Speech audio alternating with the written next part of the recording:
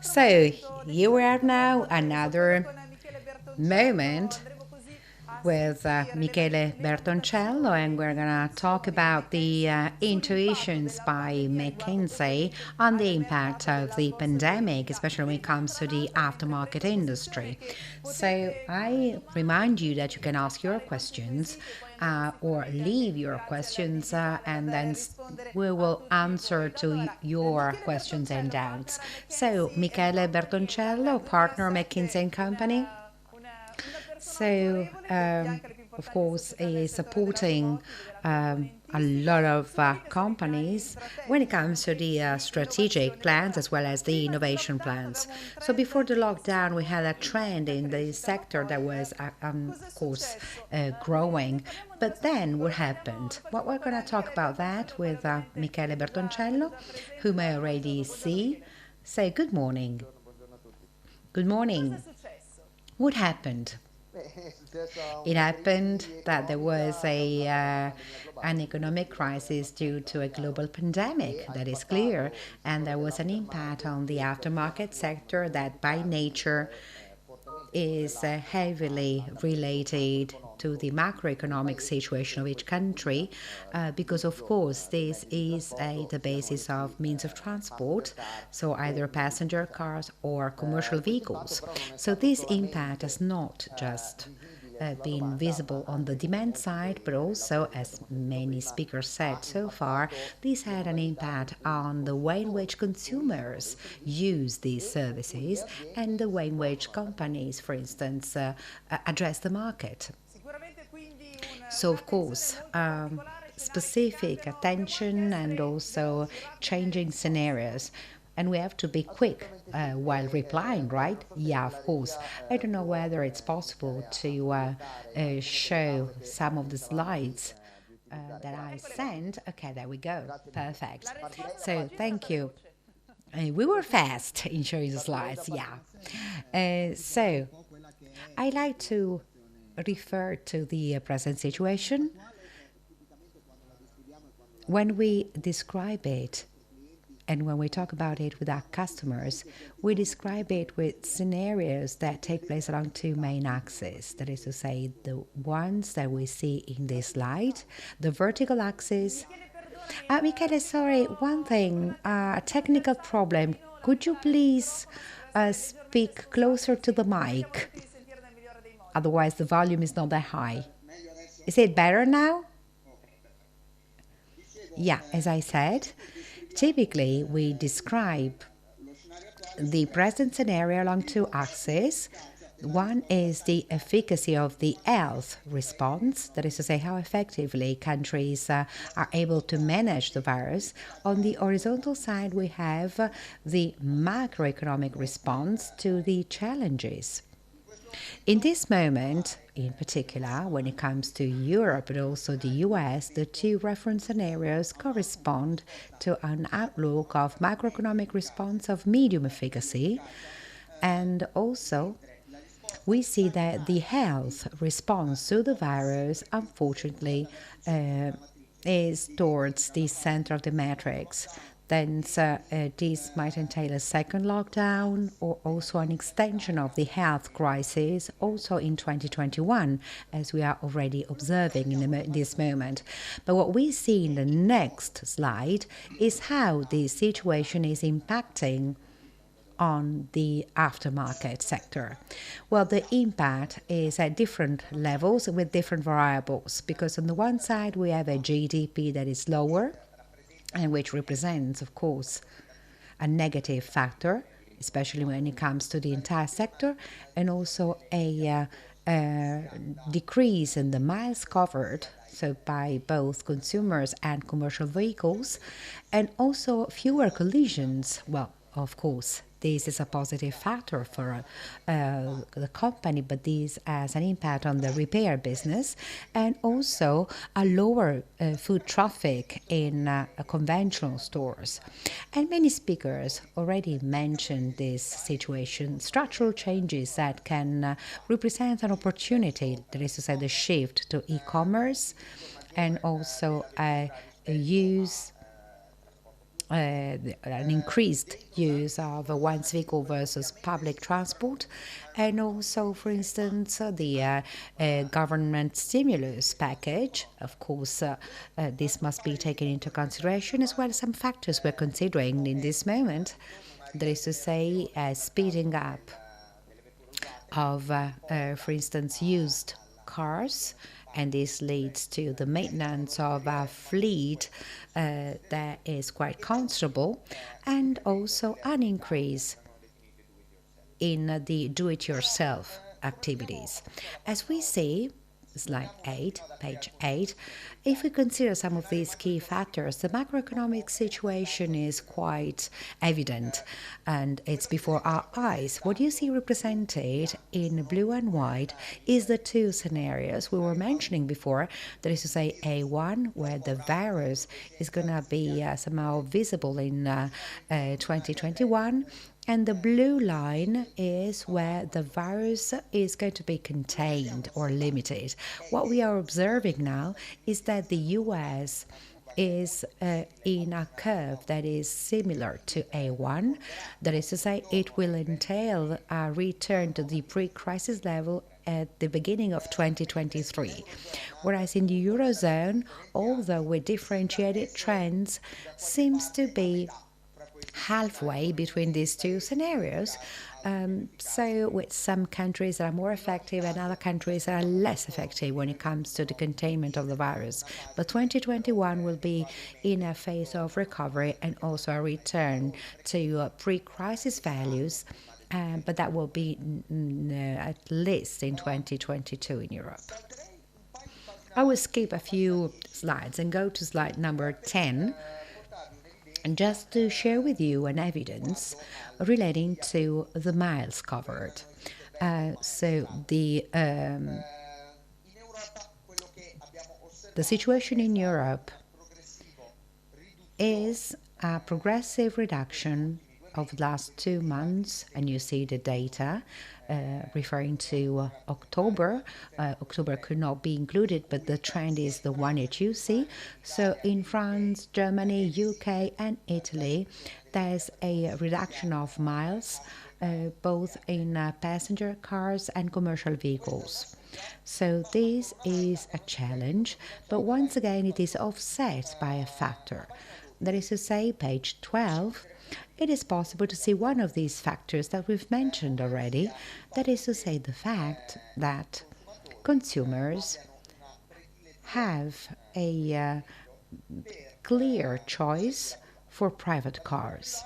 So private cars are considered as a safe space, and it is a safe alternative to local transportation, public transportation, and also to car sharing. So, of course, this is a short to medium term approach. So you see what the situation is. Young people, women are now preferring to use prefer to use private cars. And what it's interesting to see is that when we ask consumers whether they expect that car sharing or hailing or micromobility are going to suffer in the future as well, their answer is no. So this is clearly shown also in Italy, because consumers in this moment prefer the vehicle, prefer their car, but they expect that new ways of transportation are going to be in place in the future, like car sharing or shared bikes, and they can even increase more in the post-lockdown phase and the post-COVID phase, because the benefits were immediately visible, let's say, before or immediately after the lockdown. So let us move on to the market implications. Slide 16. And we talked about digitalization and talked about negative factors and positive factors. So if we were to summarize the point of view relating to 2020 and the next few years, it is quite visible how a negative impact on the revenues when it comes to the aftermarket is already clear in 2020, but also projected in 2021. But this drop is not the same across all categories because, of course, the main impact will be the discretionary spend, that is to say, accessories or like the accessories for the look of the vehicle instead of post-collision repair. And of course, as a consequence of the reduction of accidents, of course, there's going to be a further decrease. What we see is that the maintenance of the car and also tires, well, this is less impacted by the negative factors that we've mentioned versus the categories I was referring to before. So now I like to, let's say, skip page 20, like some implications that will continue to describe a challenge for the aftermarket players. But of course, this falls within a framework of general evolution because many of the trends we were mentioning before are not, let's say, novelties introduced by COVID, like digitalization or the growing importance of fleets, and also the importance or relevance of the new players that step in the market and which are changing some dynamics when it comes to the competitive dynamics. So this has speeded up some dynamics within the aftermarket sector. And this is even more so if we think about the Italian situation, where the economic scenario that it's difficult now, and it's leading to a rationalization of the networks and also to an interest to consolidation of industrial players and distribution networks. And in this connection, Italy is particularly exposed to the phenomenon also due to the fact that very often the players are smaller from the size standpoint than the French or UK players.